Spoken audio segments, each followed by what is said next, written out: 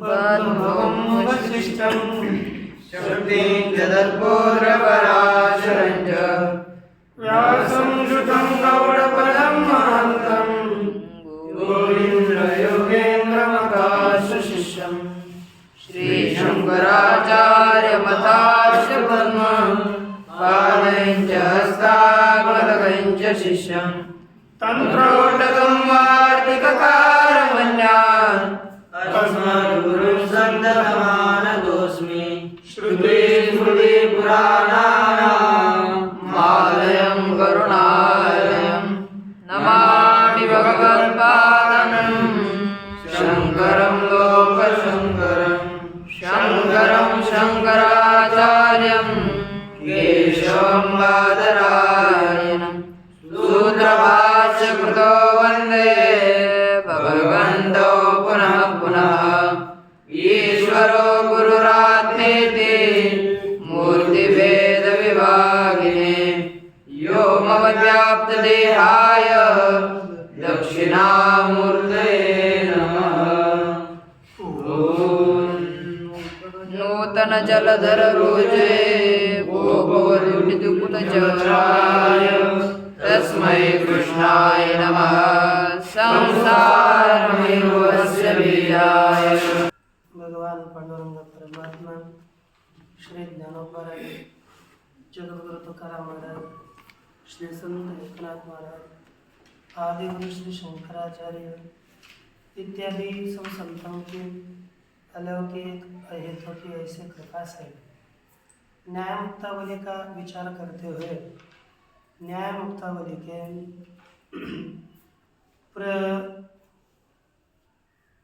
क्रमशः द्रव्य निरूपण के प्रसंग में पृथ्वी का निरूपण किया गया। अब जल के निरूपण का विचार था। जल के निरूपण के विषय में बताया कि देखिए कहते हैं वर्ण शुक्ल रसस्पर्शो जले मधुर शीतलो स्नेहस्तत्र द्रवत्वन्तु सांसिद्धिकमुदारतम। देखिए जलम निरूपयते, जल का यहाँ पर निरूपण किया जा रहा है।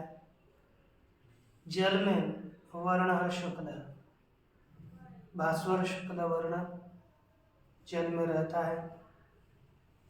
रस कौन सा है देखो, और दूसरे कौन कौन से है? रसस्पर्शो जले,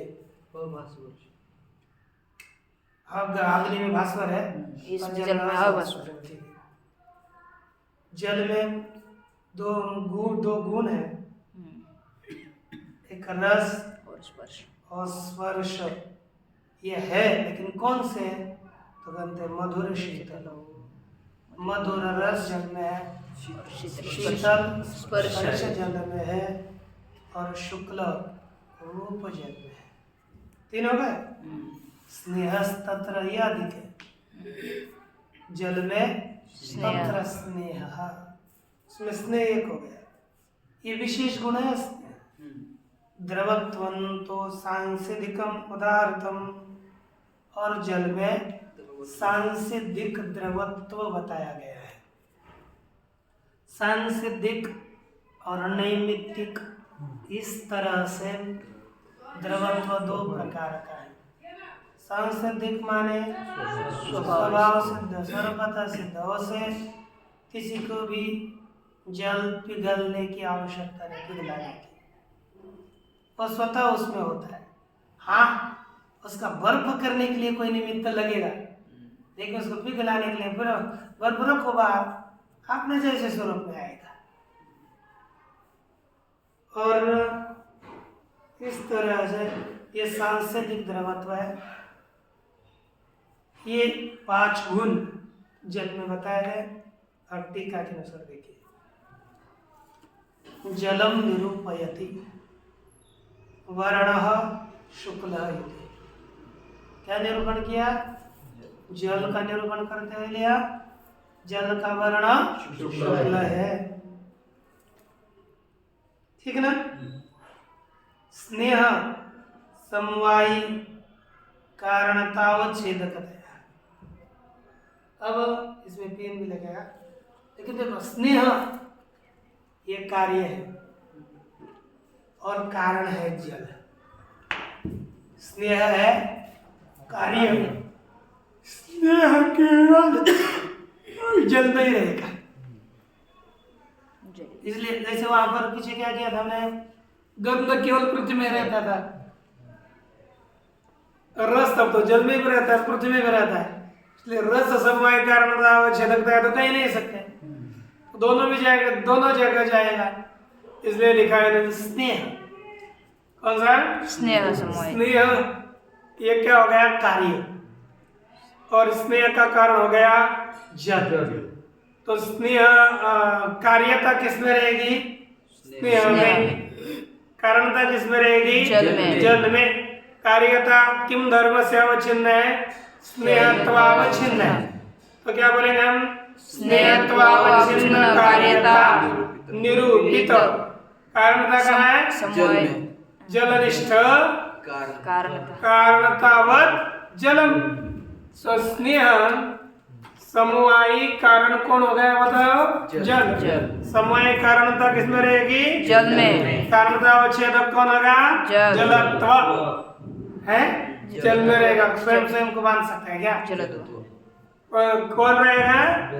स्नेह कारणता का अवच्छेदक कौन होगा? जलत्व। तो कहते हैं स्नेह समवायी कारणता के अवच्छेदक रूप से जलत्व जाति की सिद्धि होती है।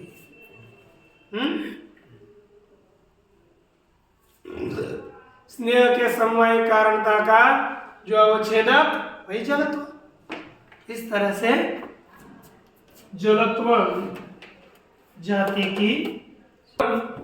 इसके पश्चात देखो, यद्यपि स्नेहत्वं नित्यानित्यवृत्तितया न कार्यतावच्छेदकम्। कहते स्नेहत्व,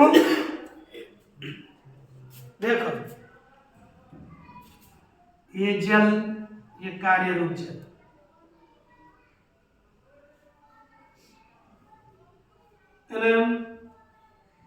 ये जो पात्र में जल है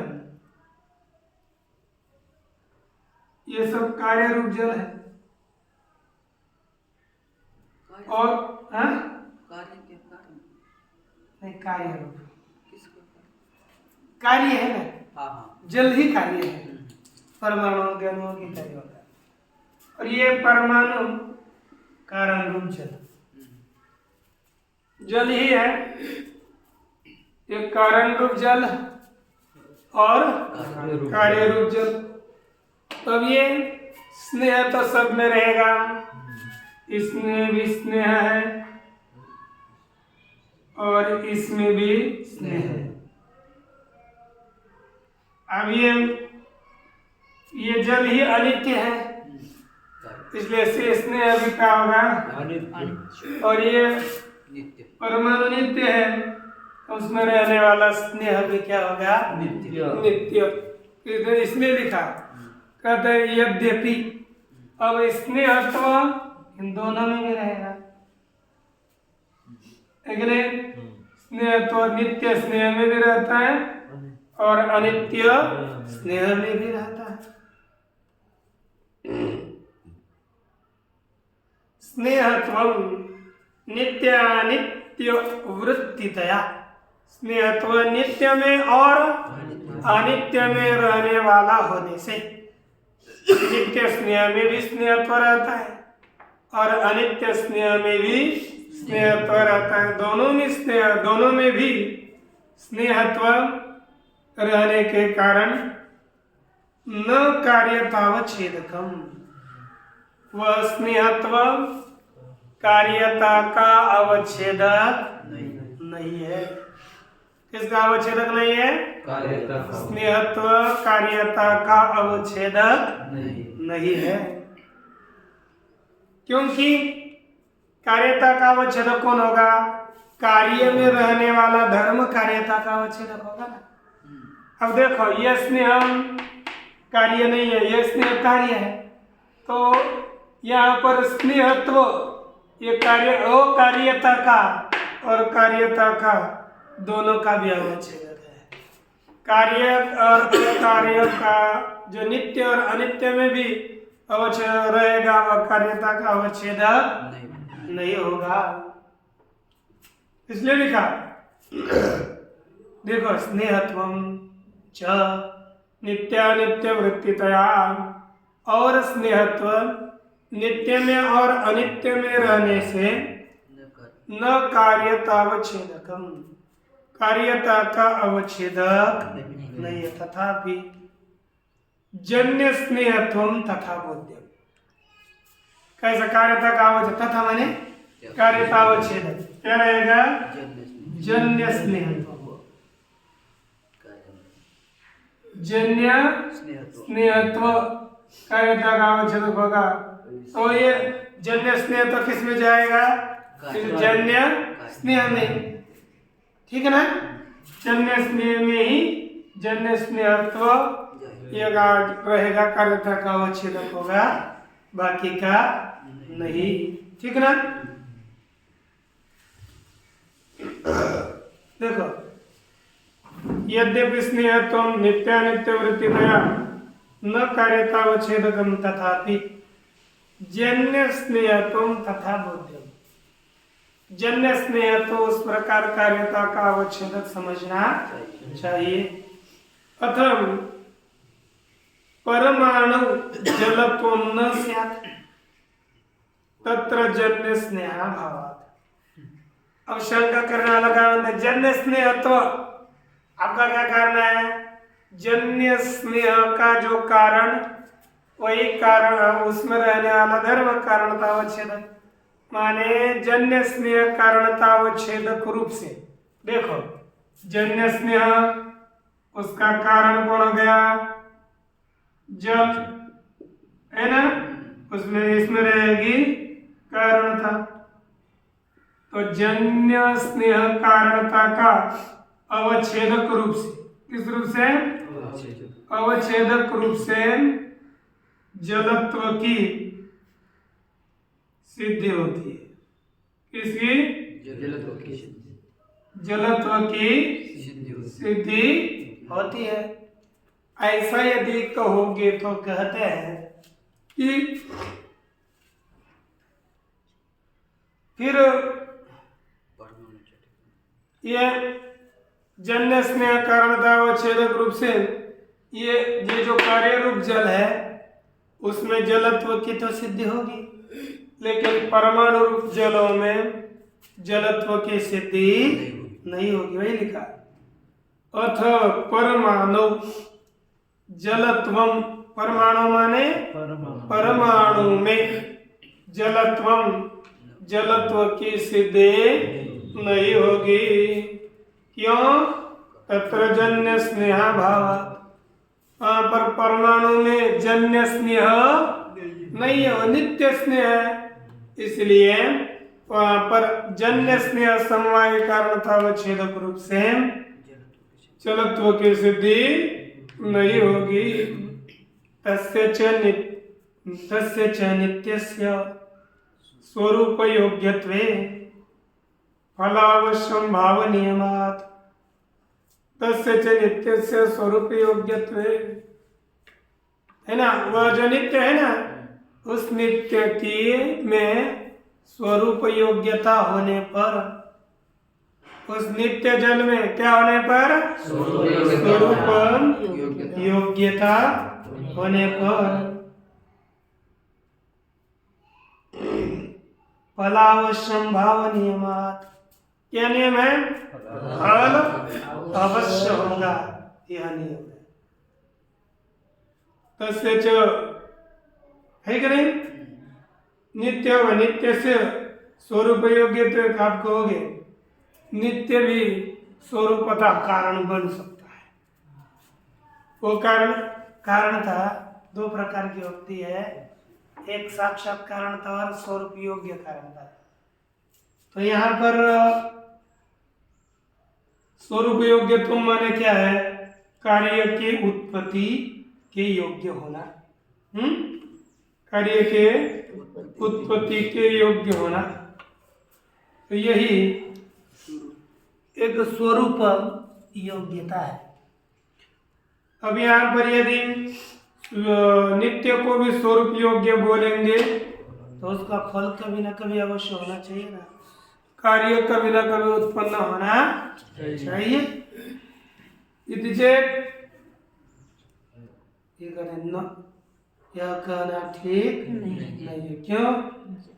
जन्य स्नेह जनकतावच्छेदकतया अन्य जलत्व जाते सिद्धौ। क्या लिखा? जन्य स्नेह जनकतावच्छेदकतया। कौन? जन्य स्नेह के जनकता के अवच्छेदक रूप से जलत्व जाति की है ना, देखा जन्य तदवच्छिन्न जनकता जन्य जलत्व जाते सिद्ध। देखो जन्य स्नेह कार्य है और उसका कारण है जन्य जल। तो जन्य स्नेह के जनकता व छेदक रूप से पहले क्या सिद्ध होगा? जन्य जलत्व। क्या सिद्ध होगा? जन्य जलत्व। और यदि जन्य स्नेह के कारणता व छेदक रूप से जन्य जलत्व की सिद्धि हो गई, उससे क्या हो गए? जन्य जलत्व जाति की सिद्धि होगी। तो जन्य जलत्व जाति की सिद्धि होने पर तद अवच्छिन्न जनकतावच्छेदकतया जलत्व जाति सिद्ध। अब देखो पहले क्या करेंगे हम? जन्य स्नेह कार्य कारण हो गया जन्य जल। पहले जन्य स्नेह का जनकता कारणता का अवच्छेदक जन्य जलत्व कितना हो गया? अब देखो अब हमें करना है तो केवल जलत्व। तो जन्य जल कारण कार्य और इसका कारण नित्य जल परमाणु जल। जन्य जल का कारण परमाणु जल भी हो सकता है, जल भी है। तो इस जन्य जल के कारणता के अवच्छेदक रूप से किसकी जाति सिद्धि होती है? जलत्व है कि नहीं? जन्य जल के कारणता के अवच्छेदक रूप से जलत्व जाति की। देखो पहले कैसे चले? जन्य स्नेह के का कारणता अवच्छेदक रूप से जन्य जलत्व, जन्य जल के कारणता अवच्छेदक रूप से जलत्व। ये सिद्ध होने में कोई समस्या नहीं है। देखो क्या कहते हैं? तद अवच्छिन्न माने जन्य जल अवच्छिन्न जो है ना, जनकता अवच्छेदकतया जनकता के अवच्छेदक रूप से जलत्व जाति की सिद्धि होने से शुक्ल रूपमेव जलस्य इति दर्शयितुम उक्तम। देखो जल का सफेद ही रूप है, यह दिखाने के लिए प्रस्तुत में लिखा वर्ण शुक्ल इति। वर्ण कैसा है? सफेद है। नतु शुक्ल रूपवत्वम लक्षणम।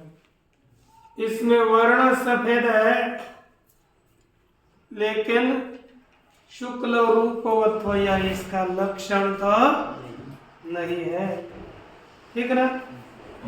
अथवा इसका लक्षण क्या बनाएंगे सुनिए।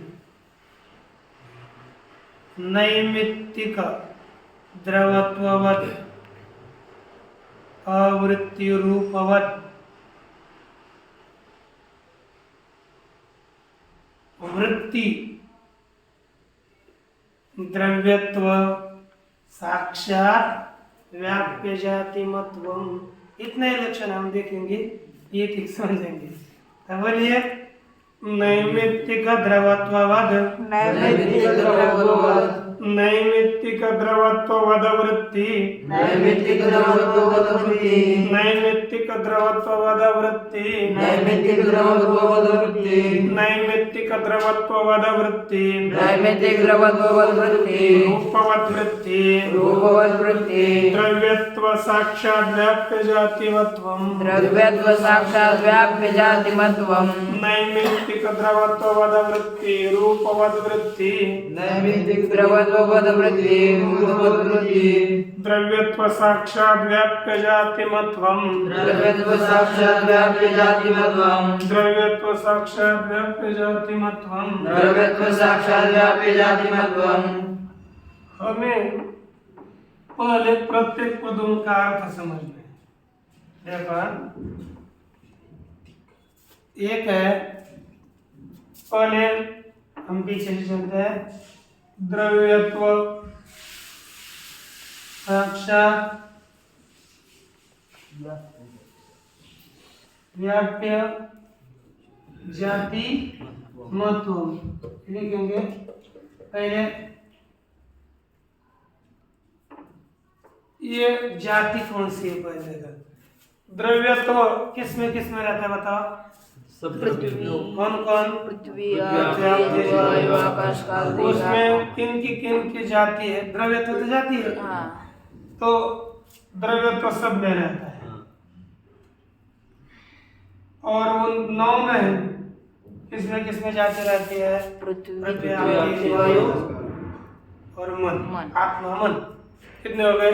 6 में क्या रहती जाति? 3 में नहीं रहती। तो द्रव्यत्व की साक्षात व्याप्य जाति कितने हैं? 6। कौन कौन से? पृथ्वी आप तेज वायु आप, एक पृथ्वीत्व, मन और आत्मा। दूसरे जलत्व, तेजस्व, तेजस्व, वायुत्व,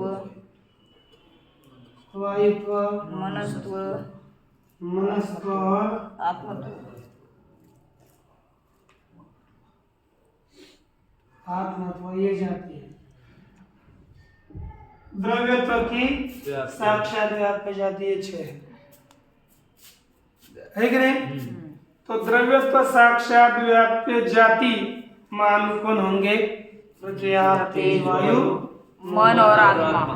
यही द्रव्यत्व के साक्षात व्याप्य जाति मान हैं। अच्छा, ये द्रव्यत्व साक्षात व्याप्य जाति लेनी है, लेकिन कैसी? एक लिखा नैमित्तिक द्रवत्व,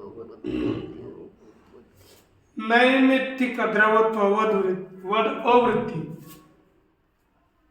नैमित्तिक द्रवत्ववद कौन कौन हो गए रे? नैमित्तिक द्रवत्ववद पृथ्वी और तेज। अर्थात इन दोनों में न रहने वाली द्रवत्ववद वृत्ति, इन दोनों में न रहने वाली। अर्थात जो जाति जल में नहीं रहती और तेज में पृथ्वी में नहीं रहती और तेज में और पृथ्वी में नहीं रहती। ऐसी जो नैमित्तिक द्रवत्व वाले में न रहने वाली जाति, रूपवद वृत्ति, और रूप वाले में रहने वाली।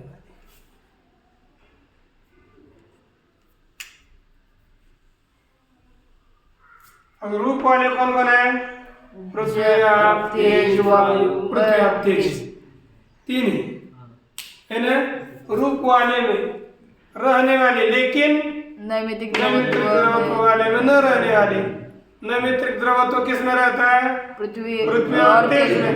पृथ्वी और तेज में न रहने वाली और रूप वाले में रहने वाली, अर्थात जल में रहने वाली। हो गया कि नहीं?